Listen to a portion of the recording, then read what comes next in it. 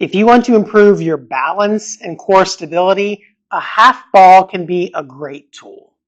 In this video, I'll show you my top 7 half ball exercises to improve balance and core stability. Now, one really unique thing about a half ball is that you can use it either with the dome side up or the platform side up. In fact, the original half ball, the BOSU, was an acronym for both sides up. So let's start out with exercises with the dome side up. First of all, if you've never used a half ball before, you have to be careful getting on and off. I would recommend having something sturdy close by, just in case you happen to lose your balance, especially when you're first getting started. But we'll start out just standing on the ball. You want to step with one leg close to center, but not exactly in the center. Get your balance over that leg, so allow the ball to squish down. Now, the more you inflate the ball, the easier it will be with the dome side up. The less you inflate it, the more squishy and unstable the surface will be. I would aim for something that's medium firm, something that you can press your thumb into about 1 to 2 inches when you have it inflated.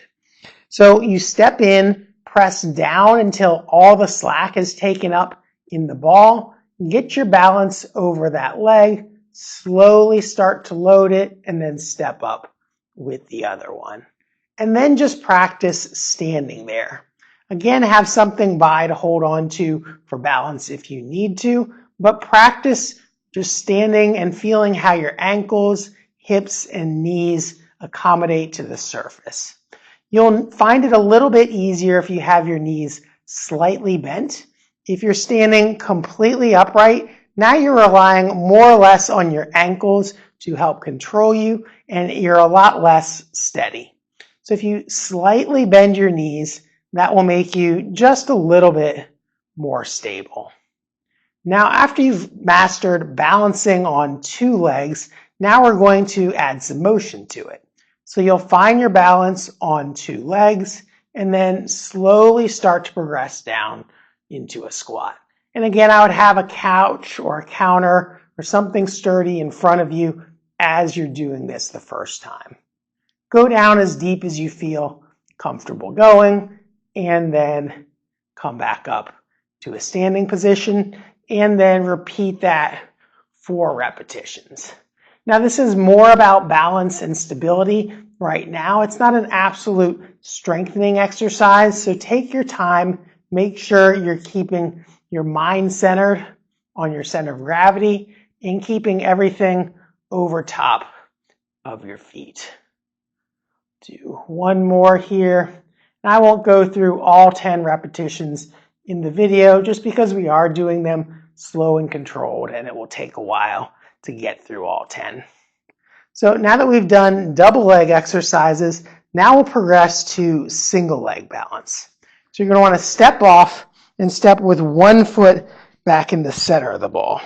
Now you want it completely centered. Grip the ball with your toes to help you activate your foot muscles, and then slowly load again, just like you were getting up the first time, but this time you don't want to place the other foot on the ball. Just leave it hanging out, but close to the floor, where if you lose balance, you can kind of tap down and find your balance. It takes a moment to find your center of gravity, and you'll see this is quite challenging. So again, have something by where you can catch yourself, and absolutely feel free to put your other foot down on the floor as needed. Now try doing it on both legs, because you'll probably find that one leg is a little bit easier for you to do it on than the other. So place the other leg in the center, find your center of gravity, and then slowly load. And then hold your balance. So those were balance exercises with the dome side up. Next, we'll go to a core exercise with the dome side up. And this is just going to be a crunch, much like you would do on an exercise ball or a Swiss ball, except one side is flat. So lie with your lower back kind of on the apex or slightly towards your feet of the apex of the ball. Now you're going to arch your back over the ball, and this actually feels like a nice stretch. Stretches out your abdominals, opens up your rib cage a little bit, so it does kind of feel nice to just go back into a stretch like this, provided that that's comfortable. Now come up into a crunch, pulling your sternum towards your pelvis. So think about sternum towards pelvis and then come back down. As far as with your arms, you can either have them down by your sides like this. This will be easier if you cross them across your chest like that. That shifts a little more weight towards your head and makes it a little bit harder yet if you put your hands behind your neck. That makes it a little bit harder yet. And then if you really want to challenge, put your hands above your head and then practice doing a crunch that way. So now we'll flip over to the other side with the platform side up. And we'll stay with core exercises. So now we're going to do a plank. You'll put your elbows on the top of the platform and then come out into a plank position. This is the easier way to do it because you have more surface area on the ball. Then you also have your feet contacting the floor. Now you don't want to allow your lower back to sag down like that. You also don't want to stay too high like this.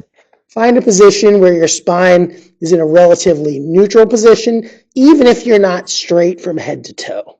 And then hold this position for 20 seconds initially, working up to holding for a full 60 seconds. Now, if you want to make that a little bit more challenging, you can put your hands on the side of the ball like this, and then come up into a high plank position, and then hold it. Now, this gets your arms into it a little bit more, so if you don't have the upper body strength to do this for now, just stick with the easier version. But then after you've done this high plank, now we can progress into doing push-ups. So much like we did with the dome side up, where we just stood on it, and then we started doing a squat. First practice doing the plank, and then you're going to add movement by doing a push-up. And do as many as you can until your arms get tired. You'll notice that there's some shaking back and forth. And with the platform side up, it's actually a little bit easier if the ball is less inflated, and it gets harder the more inflated it is because it'll move faster. If you had the ball fully inflated, small tips in your center of gravity will cause it to shift a lot. But you don't want to overinflate the ball because you don't want to risk it popping. So now we'll move to the last exercise, and this will be a squat. I would recommend getting on the platform where you have something to hold on to, especially if your platform is a little bit smaller from side to side or a little bit higher from bottom to top. The reason for that is if you have a wider platform, you can get one side down on the floor and then step on to the other one. You can see the angle that this is tilted at. If it's only tilted at, say, that much angle, and this is hitting the floor, you're probably fine to step on one side, step on the other, and then get on.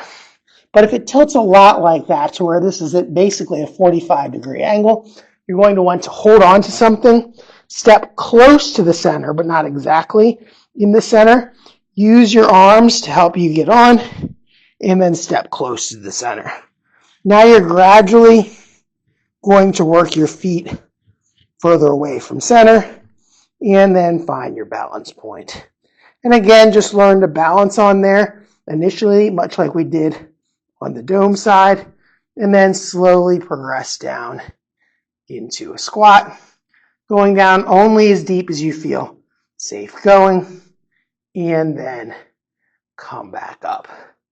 Now, I first used a half ball probably 20 to 25 years ago. So I've been doing this a long time. The first time that I did this, my feet were shaking side to side like that when I tried to do a squat on it. So I would expect that the first time you get on, and that's why it's a good idea to hold on to something so that you can stabilize yourself at first. Now, stepping off of it, again, you want to move your feet back closer to center and then step off with one and then step off with the other. Now, if you found those exercises too challenging, start out by learning to balance on the floor. And you can learn exercises to do that in this video over here. Or if you found these ones too easy, check out advanced balance board exercises in that video down there. Thanks for watching, and I'll see you in the next one.